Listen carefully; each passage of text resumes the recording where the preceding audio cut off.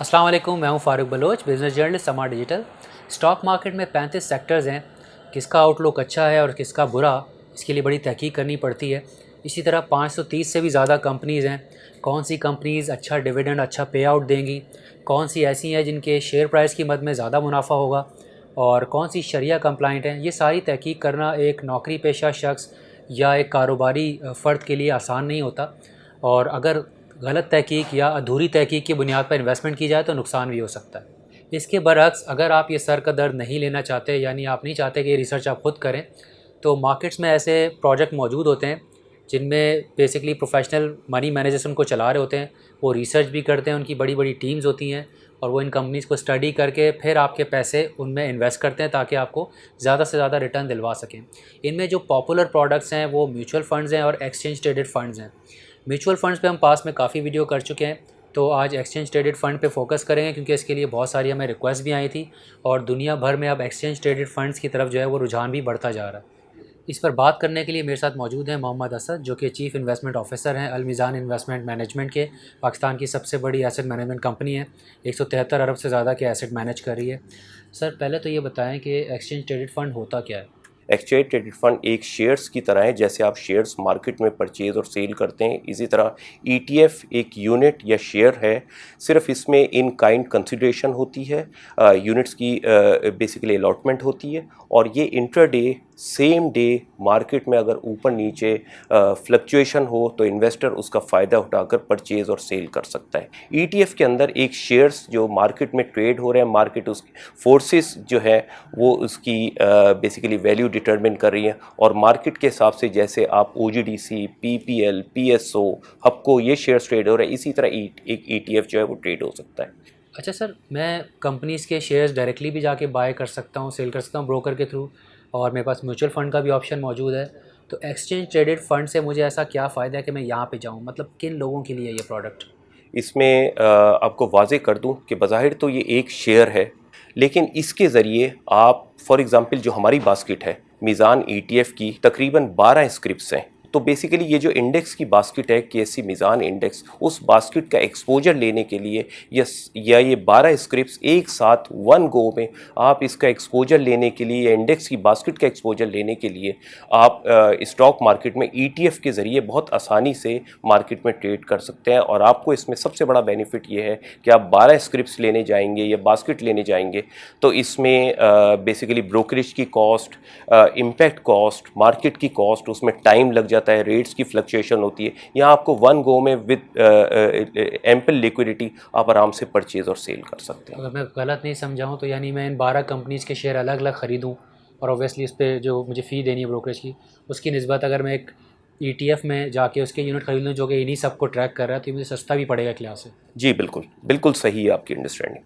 अच्छा, ये जो आपकी कंपनीज़ हैं जो इंडेक्स के अंदर शामिल हैं, जो बास्केट की कंपनीज़ हैं, उनके आप अगर नाम बताना चाहें कि ये कौन सी कंपनीज़ हैं, साथ ही ये भी बता दें कि ये कंपनीज़ क्यों चुनी है आपने? ये हमने कोशिश की कि मैक्सिमम डाइवर्सिफिकेशन हमें मिले एक इन्वेस्टर के लिए। इसमें बेसिकली हमने ये किया कि डिफरेंट सेक्टर्स, डिफरेंट कंपनीज़ को हमने बैक ट्रैकिंग की और ये बैक ट्रैकिंग की तकरीबन आप समझ लें कि पिछले 10 साल के उस पर। तो इसमें मार्केट के अप्स एंड डाउन्स दोनों साइकिल शामिल हैं। इसको हमने बैक ट्रैक किया और हमने ये निकाला ऐसे स्क्रिप्ट्स और ऐसा एक्सपोजर बास्केट ऐसी तैयार हो कि जिसमें इन्वेस्टर का रिटर्न जो है वो काफ़ी बेहतर हो। उसमें oil exploration companies, oil marketing companies, cement, आपको मालूम है कि आजकल कंस्ट्रक्शन के ऊपर गवर्नमेंट ने स्पेशली ये कोविड के हालात में पैकेज दिया है, तो सीमेंट के सेक्टर्स को हमने वेटेज दी। फिर इसके अलावा हमने फार्मा का रखा एक्सपोजर, क्योंकि करेंसी पाकिस्तान की आपको पता है कि अब थोड़ी सी स्टेबिलिटी आई है। इसके अलावा हमने फूड एंड सेक्टर रखा, स्टील सेक्टर, इंजीनियरिंग की फॉर्म में रखा, तो यह और फर्टिलाइज़र रखा। ये हमने मेजर सेक्टर्स रखे जो एक्टिव सेक्टर्स हैं, लिक्विड हो और इन्वेस्टर्स की जिसमें ग्रोथ अपॉर्चुनिटीज़ हो और डिविडेंड यील्ड भी हो। पाकिस्तान में अगर आप थोड़ा सा डेटा देखें तो वॉल्यूम काफ़ी कम है और अगर आप जो एसेट अंडर मैनेजमेंट है ईटीएफ्स के वो भी देखें तो इतने ज़्यादा नहीं है।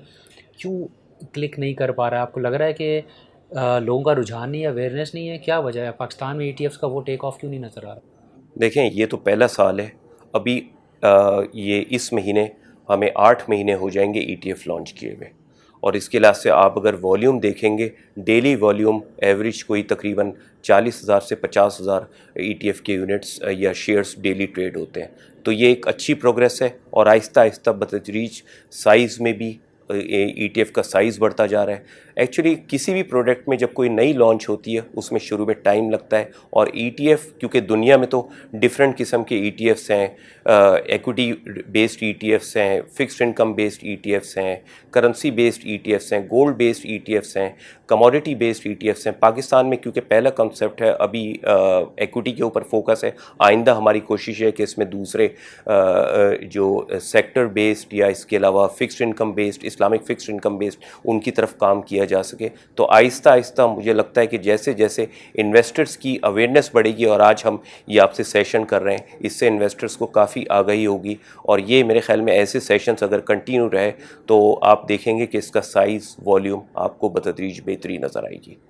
अच्छा, ये बताएं कि ETFs के अंदर क्या कंडीशंस हैं, कोई मिनिमम इन्वेस्टमेंट की शराइत हैं? इसी तरह विड्रॉ कभी करना चाहे बंदा फ़ौरन कर सकता है या एक दिन बाद होगा? इसके बारे में बताएं कि इसके साथ कंडीशंस क्या अटैच हैं। देखें, इसमें कोई कंडीशन नहीं है, बल्कि हमने तो इसका साइज़ बहुत नॉमिनल अमाउंट से रखा है। 500 यूनिट्स या शेयर्स की फॉर्म में आप परचेज़ कर सकते हैं, जो कोई तकरीबन 5-6 हज़ार रुपये वैल्यू के करीब बनता है, और इसमें कोई रिस्ट्रिक्शन नहीं है। आप इसी तरह जैसे मार्केट में एक शेयर परचेज़ करते हैं, सेल करते हैं, उसी तरह आप ब्रोकर के पास अकाउंट खुलवाएँ और इसमें ETFs में जाकर शेयर्स की परचेज़ और सेल कर सकते हैं। There is no restriction. इसमें ETFs में कोई मैनेजमेंट फ़ी वगैरह है या फिर जो ब्रोकर की होती है वही होती है? नहीं, ETF के अंदर फ़ीस है, लेकिन compare to mutual fund relatively fees कम है। यहाँ ज़ाहिर बात है मैनेजमेंट फ़ीस जो है कोई तकरीबन 0.5% है। नॉर्मली म्यूचुअल फ़ंड में कोई 1% से लेकर 2% की रेंजेस में आजकल फ़ीस चल रही है।